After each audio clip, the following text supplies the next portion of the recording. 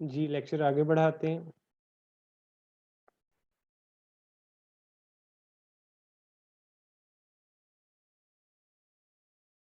तखल्लुस तक हम पहुंचे थे कि ये मुख्तसर नाम होता है जो शायर अपने कलाम में अपने असली नाम की बजाय लाते हैं। मसलन मीर तकी मीर, अल्ताफ हुसैन हाली, असदुल्ला खान गालिब। तो इस हवाले से आपने याद रखनी है दो चार चीज़ें कि शायर हजरात जो होते हैं ये अपना तखल्लुस खुद तजवीज़ करते हैं। ये नहीं है कि किसी ने उनका नाम जो है ना वो रख दिया। जो शायर होते हैं वो अपने लिए खुद चूज़ करते हैं, मुंतखब करते हैं। और ये भी आपको पता होगा कि आम तौर पर ये जो तखल्लुस है वो शायर जो आखिरी शेर होता है नज़्म या गज़ल का, तो उसके आखिरी शेर में तखल्लुस को इस्तेमाल करते हैं। माइक म्यूट रखें प्लीज़। जब आपको मौका दिया जाएगा तब आप ज़रूर सवाल कीजिएगा। उसके बाद आगे चलते हैं।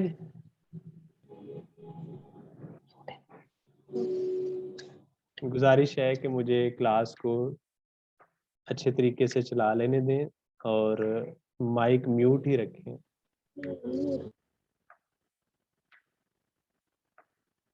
जी।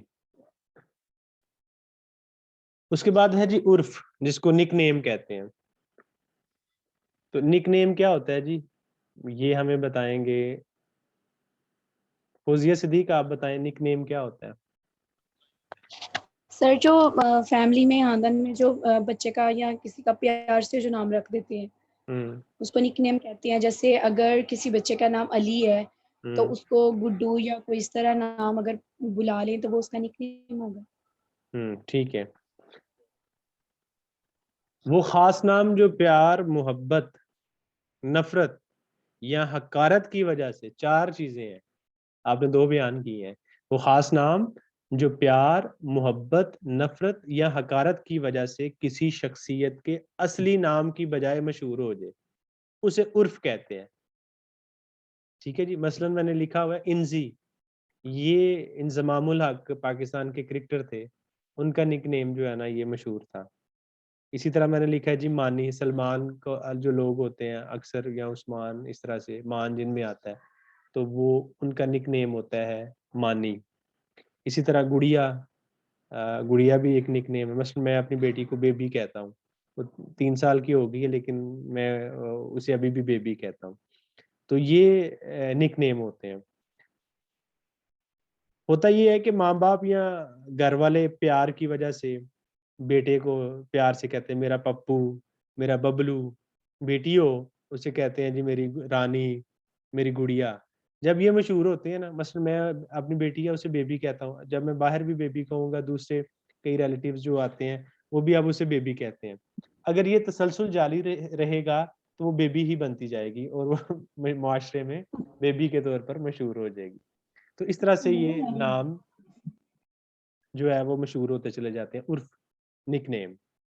बाज़-औक़ात किसी नाम को मुख़्तसर भी कर दिया जाता है, इस वजह से भी वो उर्फ हो जाता है। जैसे इंज़मामुल हक, इसको इंज़ी कर दिया, अनवर को अन्नू कर दिया, नुमान को मानी कर दिया, ठीक है? और बाज़-औक़ात किसी शख़्स की कोई ख़ास खूबी होती है, या तो उसकी खूबी होती है या उसका नुक्स होता है, जिसकी वजह से जो है ना वो उसका नाम मशहूर हो जाता है। अगर कोई बंदा छोटे कद का है, तो उसे कहते हैं जी टेडी, ठीक है? लंबे कद का हो तो लंबू, काले रंग का हो तो कालू कहा जाता है या काला कहा जाता है। किसी को जो है ना लंगड़ा कह दिया जाता है, काना कह दिया जाता है, ठीक है? ये उर्फ़ के हवाले से आपने चीज़ें अपने ज़हन में रखनी है। जी, इधर तक कोई अगर कोई सवाल है, जो चीज़ें हमने पढ़ी हैं उसके हवाले से आपके इसमें जो मार्फ़ा की पहली किस्म है, इसमें अलम, और उसकी आगे से 5 इक़साम हैं, वो हमने पढ़ा है। ये चीज़ें आपको पता होनी चाहिए कि मानी के लिहाज़ से इस्म की 2 किस्में हैं, इसमें मार्फ़ा, इसमें नकरा, और इसमें मार्फ़ा की आगे 4 किस्में हैं। इसमें अलम, ठीक है? इसमें ज़मीर, इसमें इशारा और इसमें मौसूल। और जो इसमें मार्फ़ा की पहली किस्म है, इसमें अलम, उसकी हमने आगे 5 किस्में जिनको हमने ज़ेर बहस लाए हैं। लक़ब है, ख़िताब है, कुनियत है, तख़ल्लुस है और उर्फ़ है। यहाँ तक कोई सवाल है तो आप कर सकते हैं, वरना फिर हम आगे बढ़ते हैं। जी ठीक है, बहुत शुक्रिया। अब इसमें ज़मीर जो है, ये इसमें मारफा की दूसरी किस्म है। जैसे मैंने हम पहले आपको बताया कि इसमें मारफा की 4 किस्में हैं, इसमें अलम और इसमें ज़मीर, इसमें इशारा और इसमें मौसूल। इसमें पहली किस्म हो गई, इसमें अलम। अब बारी है इसमें ज़मीर की। क्या होता है जी? ये हमें बताएँगी मारिया लियाकत। जी, कंप्यूटर साइंस वालों में से कोई बताना चाहे?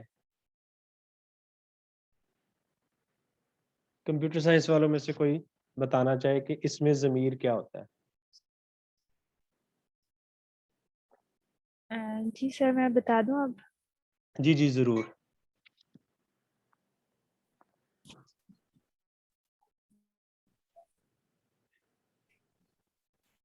सर मुझे कह रहे हैं? जी, आपको ही कह रहा हूँ। मिस मारिया, आपको ही कह रहा हूँ, प्लीज़ बोलिए। चलिए, शायद आपका कोई नेटवर्क का इश्यू है, कोई मसला नहीं। जी, कंप्यूटर साइंस वालों में से कोई बताना चाहेगा? इसको इंग्लिश में कहते हैं प्रोनाउन। हमज़ा, आपने हाथ बुलंद किया हुआ है, आप सर जवाब दे। प्रोनाउन तो वो होता है जो किसी नाउन की जगह पे हम यूज करते हैं। मैं कंप्यूटर की हूँ इसलिए बोली। किसी नाम चीज या जगह के असल नाम की जगह जो यूज होता है, वेरी गुड। जैसे ये, वो, इस। जी, ठीक है। अब आपने इनको इनकी थोड़ी-सी अगर आपको इंग्लिश आती होगी ना, देखिए कितना आसान हो गया। मैंने प्रोनाउन बोला है, साथ ही आप बोल पड़े हैं। तो आपने भी जो है ना इनकी ये इंग्लिश याद रखनी है। इसमें ज़मीर या प्रोनाउन, वो इसमें जो पहले से मज़कूर मज़कूर होता है जिसका ज़िक्र हो रहा है, जिसकी बात हो रही है। पहले से मज़कूर किसी शख्सियत, जगह या चीज़ की बजाय बोला जाए। यानी जिस शख्स का, जिस जगह का, जिस चीज़ का ज़िक्र हो रहा है, मज़कूर है, उसकी जगह पे जो इस्म बोला जाएगा, उसको इसमें ज़मीर या प्रोनाउन कहते हैं। मसलन ये, वो, उस, उसे, तुम, मैं, हम, ये जो है ना वो ये सारे इसमें ज़मीर हैं। अब मैं एक आपके सामने जो है ना एक बोलता हूँ, आप जुमला बोलता हूँ, बल्कि एक एक्सक्यूज़ मी सर। जी, जी। सर अगर ये जो पीछे मरकब और ये मौज़ू वगैरह आपने बताया कभी, सर इनकी भी अगर इंग्लिश बता देते तो ज़्यादा बेहतर हो जाता। चलिए ठीक है। वो अब निकल गए हैं, गाड़ी निकल गई है, तो वो समझ आ गए होंगे। वो आसान थे इसलिए मैंने मुनासिब नहीं समझा, लेकिन ये ज़रा थोड़ी ट्रिकी चीज़ें आ रही हैं। चलिए, मैं जो नोट्स आपको भेजूँगा हाँ इंशाल्लाह उसमें जी। अपडेट कर दूँगा। ओके सर, जी, थैंक यू। सुनिएगा। फ़ौज़िया बोल रही थी, तो फ़ौज़िया से हम शुरू कर लेते हैं। जी, फ़ौज़िया एक मेहनती लड़की है। वो सुबह सवेरे उठती है, वो बाकायदगी से स्कूल जाती है, उसने स्कूल से कभी गैर हाज़िरी नहीं की। तमाम उसातिज़ा उसे प्यार करते हैं। फिर सुनिएगा एक दफ़ा। फ़ौज़िया एक मेहनती लड़की है, वो सुबह सवेरे उठती है, वो बाकायदगी से स्कूल जाती है, उसने स्कूल से कभी गैर हाज़िरी नहीं की, तमाम उसातिज़ा उसे प्यार करते हैं। अब यहाँ पे मैंने ना फ़ौज़िया का नाम एक मर्तबा लिया है, उसके बाद फ़ौज़िया की जगह मैंने वो भी बोला है, फ़ौज़िया की जगह मैंने उस भी बोला है, फ़ौज़िया की जगह मैंने उसे भी बोला है।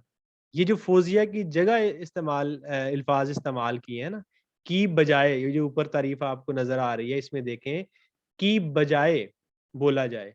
तो ये जो मैंने फ़ौज़िया की बजाय जो अल्फ़ाज़ बोले हैं, तो ये प्रोनाउन है, या इसमें ज़मीर है। और इज़ाफ़ी मालूमात में अगर आपको देना चाहूँ कि जिस इस्म की जगह इसमें ज़मीर बोला जाए, जैसे मैं फ़ौज़िया की जगह बोल रहा था, तो जिसकी जगह बोला जाए उसको कहते हैं, उस इस्म को कहते हैं मर्जे, मर्जे। यानी वो मैं लिख देता हूँ, कहीं वो आप वो दूसरे वाला ना मार दें। मीम, रे, जीम और आइन की सूरत में लिखा जाता है इसको, ठीक है? तो आगे चलते हैं जी हम। ज़मीर शख़्सी की सूरतें और हालतें ये आपको पता होनी चाहिए। इसमें ज़मीर की 3 सूरतें हैं। ज़मीर गायब, ज़मीर हाज़िर और ज़मीर मुतकल्लिम। Third person, second person, first person, ये अब आपको पता होंगे। ज़मीर मुतकल्लिम, ये हुमैरा फ़हीम अच्छे से एक्सप्लेन कर देंगी। जी, हुमैरा फ़हीम, आप सुन रही हैं?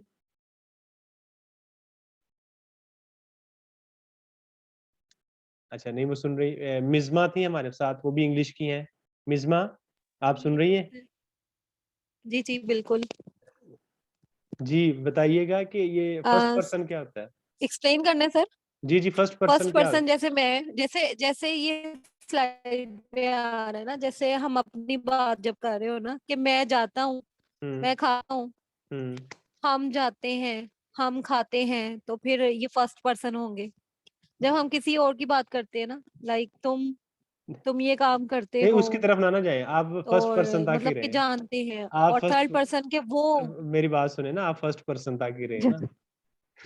ठीक है फर्स्ट पर्सन यानी वो जी, ठीक है। जिसमें आप शामिल हैं। जब मैं की बात होगी तो उसमें मैं तो शामिल होऊंगा, और जैसे हम की बात होगी, हम पढ़ रहे हैं, उसमें आप तो शामिल होंगे लेकिन साथ में मैं भी शामिल होऊंगा। जी उमेरा फहीम सेकंड पर्सन क्या होता है? ज़मीर हाजिर। एक्सक्यूज मी सर, जी जी इसमें हमारा हमें भी आएगा ना? जी मैं हम वो आगे उसकी शक्लें हैं, वो आ जाएगा, बिल्कुल आएगा, उसकी शक्लें हैं। सर ज़मीर हाजिर पूछा आपने, जी तो जी इसमें जिसके बारे में बात की जाएगी वो सामने मौजूद होगा, ठीक है। बिल्कुल ठीक है जी। ज़मीर हाजिर भी इसको कहते हैं, ज़मीर मुखातिब भी कहते हैं। वो ज़मीर जो किसी ऐसी शख्सियत के लिए इस्तेमाल किया जाए या की जाए जो सामने मौजूद हो, जो सामने मौजूद हो और उससे बात की जा रही हो, जैसे तू, तुम वगैरह। उसके बाद है जी थर्ड पर्सन, जो ना फर्स्ट पर्सन है, यानी जिसमें आप भी शामिल नहीं है, जो आपके सामने भी शामिल नहीं है, ज़मीर हाजिर भी नहीं है, और ज़मीर गायब है। थर्ड पर्सन वो ज़मीर जो किसी ऐसी शख्सियत के लिए इस्तेमाल की जाए जो सामने मौजूद ना हो बल्कि गायब हो, मसलन वो। ठीक है जी, आगे चलते हैं। बहुत शुक्रिया आप सबकी पार्टिसिपेशन का। इसमें ज़मीर की सूरतों के बाद आ जाता है, इसमें ज़मीर की हालतें हैं। 3 हालतें हैं, इनके सिर्फ आप नाम याद रख लीजिएगा, ज़्यादा गहराई में हमें जाने की ज़रूरत नहीं है। ज़मीर फ़ाइली है, ज़मीर मफ़ऊली है, और ज़मीर इज़ाफ़ी है। ज़मीर फ़ाइली और ज़मीर मफ़ऊली और ज़मीर इज़ाफ़ी। उसके बाद है, हमने बात की थी शुरू में कि इसमें मारफ़ा की कितनी इक़साम है जी? कोई बताएगा? जी सर। कितनी है? सर 4 सर एग्जाम 4 है। है इसमें, अलम, ज़मीर, इशारा और मौसूल। तो इसमें अलम हो गया, इसमें ज़मीर भी हो गया।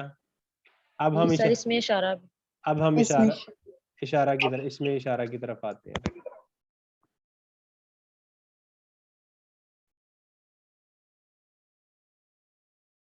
इसमें मारफा की ये तीसरी जो है वो किस्म है, इसमें इशारा।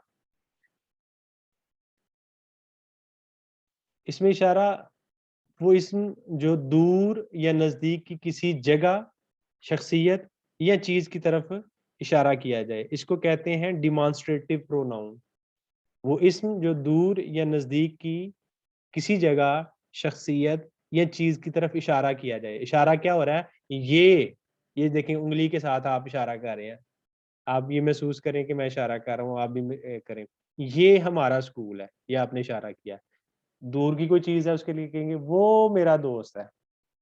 ये जो आपने इशारा किया है नज़दीक का या दूर का, ये इसमें इशारा है। वो इसम जो दूर या नज़दीक की किसी जगह, शख्सियत या चीज़ की तरफ इशारा करे तो उसे इसमें इशारा कहते हैं। एक्सक्यूज मी सर, इसको इंग्लिश में क्या कहते हैं? इसमें इशारा को डिमॉन्स्ट्रेटिव प्रोनाउन कहते हैं। जी ज़मीरे इशारा भी कहते हैं, इसमें इशारा भी कहते हैं, डिमॉन्स्ट्रेटिव प्रोनाउन।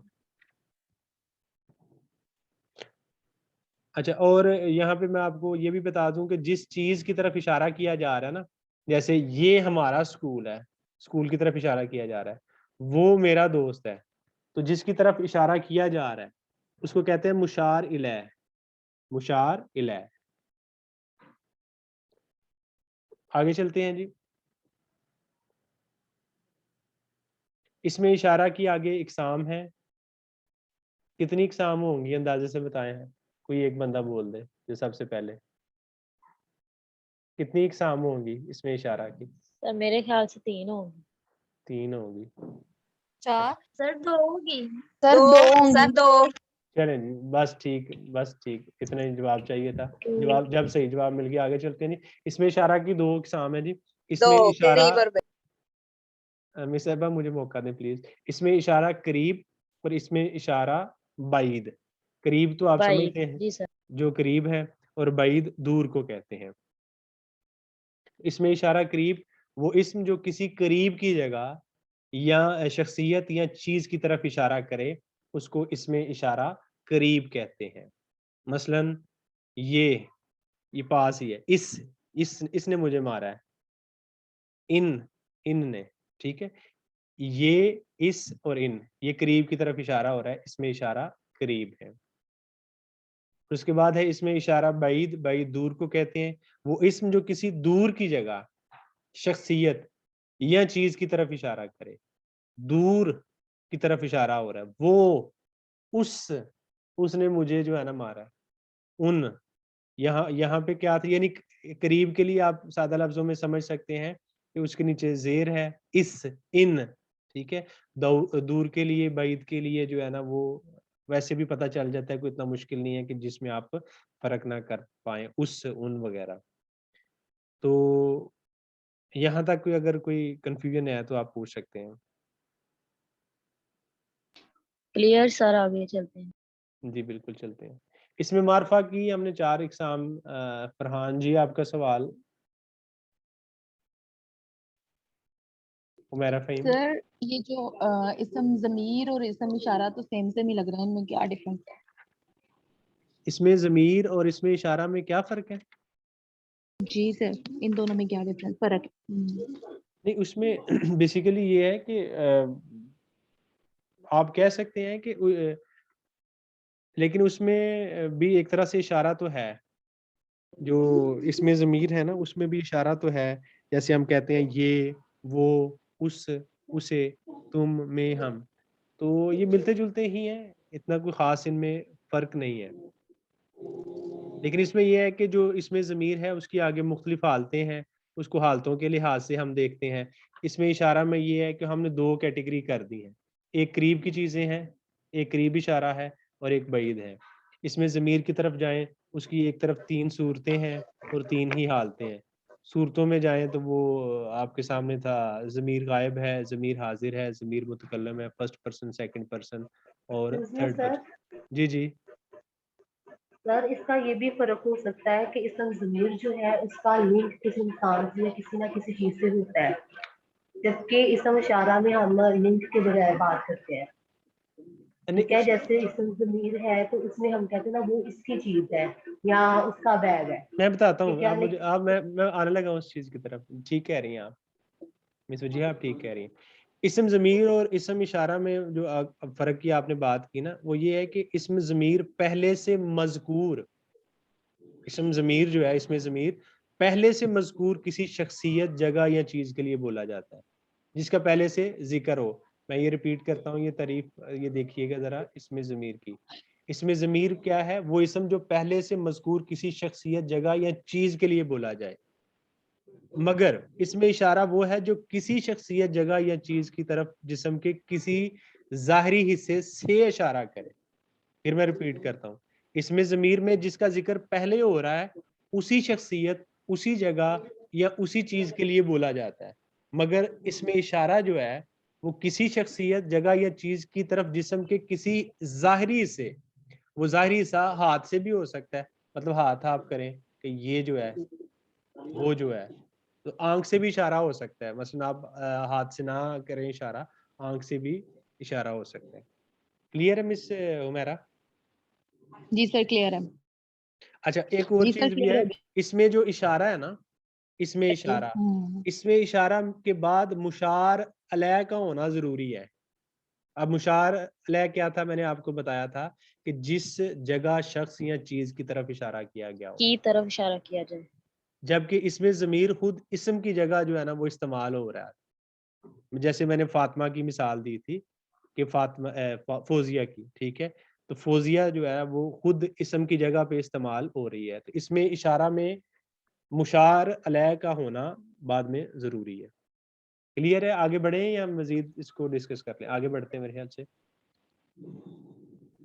अच्छा जी, इसमें इशारा के बाद आ गया हमारे पास इसमें मौसूल। ये इस्म मारफा की जो है ना वो चौथी किस्म है। जी माइक म्यूट कर लीजिएगा प्लीज। इसमें मारफा की ये चौथी किस्म है। वो इसम ना तमाम के जब तक उसके साथ कुछ और कलमात ना मिलाए जाएं तब तक उसका मफहूम वाजिया ना हो। यानी वो इसम है लेकिन ना तमाम है, यानी एक तरह से नामुकम्मल है। इसमें मौसूल को रिलेटिव प्रोनाउन भी कहते हैं। वो इसमें ना तमाम के जब तक उसके साथ कुछ और कलमात ना मिलाए जाएं तब तक उसका मफहूम वाजिया ना हो, इसे इसमें मौसूल कहते हैं। अब मैं एक जुमला बोलता हूँ, आप जरा गौर कीजिएगा। मसलन जिसने सच बोला उसने निजात पाई। तारीफ क्या थी? वो इसमें ना तमाम के जब तक उसके साथ कुछ और कलमात ना मिलाए जाएं तब तक उसका मफहूम समझ ना आए। अब खाली मैं जिस बोलता हूँ तो आपको कुछ समझ नहीं आएगा, लेकिन जब मैं इसके साथ कुछ और कलमात मिलाऊंगा तो उसका मफहूम वाजिया हो जाएगा। जिसने सच बोला उसने निजात पाई। अब खाली जो बोलूं आपको समझ नहीं लगेगी, मफहूम वाजिया नहीं होगा, लेकिन जब इसके साथ मजीद कुछ और कलमात मिलाए तो इसका मफहूम वाजिया हो गया। जो नमाज पढ़ता है वो फलाह पाता है। तो इसको इसमें मौसूल या रिलेटिव प्रोनाउन कहते हैं। ठीक है। अब एक्सक्यूज मी सर, जी जी एक्सक्यूज मी सर, ये जो लफ्ज आपने ना तमाम बोला है इसका क्या मतलब होगा? ना तमाम ना मुकम्मल। तमाम किसको कहते हैं? जो मुकम्मल तमाम सब, और ना तमाम यानी उसका एक तरह से उल्ट है। ठीक है, ठीक है। तो वो इसमें लेकिन सर ये तो मुकम्मल हो गया ना, अब जिस लगा दिया तो मुकम्मल हो नहीं नहीं, जिस जब मैं बात बेटा जिसकी हो रही है ना, जिस मैं कहता हूँ खाली जिस, तो आपको बात समझ आएगी। नहीं। हाँ, अब जिसके साथ ये आगे कलमात लगे हैं तो जिसकी समझ लगी है आपको। ठीक है सर। ठीक है। ये जो जिस है, ये जो है, ये है इसमें मौसूल, यानी जी सर, इनकी यही मैं कह रहा अकेले की समझ नहीं आती जब तक इनके साथ ठीक कुछ सर। और कलमात ना लगे। सर अब ये जिस जो ये होंगे इसम मसूल। जी एक और, मैं आपने सुना होगा, जैसा करोगे वैसा करोगे भरोगे। वैसा भरोगे। तो ये जो है, जिस है, जैसा है, ये इसमें मौसूल है। सर एक मिनट सर, ये लिखा हुआ है जैसा करोगे, तो आगे मैं जो आपको कुछ वैसा और, है वो भी इसम मसूल होगा? नहीं नहीं नहीं नहीं, वो नहीं, जो मैंने अंडरलाइन सिर्फ किया पहले हुआ वाला है। ही जी जी, शुरू में? उर्दू में जो मशहूर जो इसमें मौसूल हैं, तो वो आपको मैं बताता हूँ। जिस है, जो है, जैसा है, जू ही है, जो कुछ, जोन सी, जिसे, ये माइक म्यूट कर लें जी, ये आवाज रिपीट हो रही है जी। Thank you. अच्छा, जोन सी, जिसे, जितनी, जिन्हें, जिसका, जिसकी, जिसको, जिनका, जिनके वगैरह। Sir kindly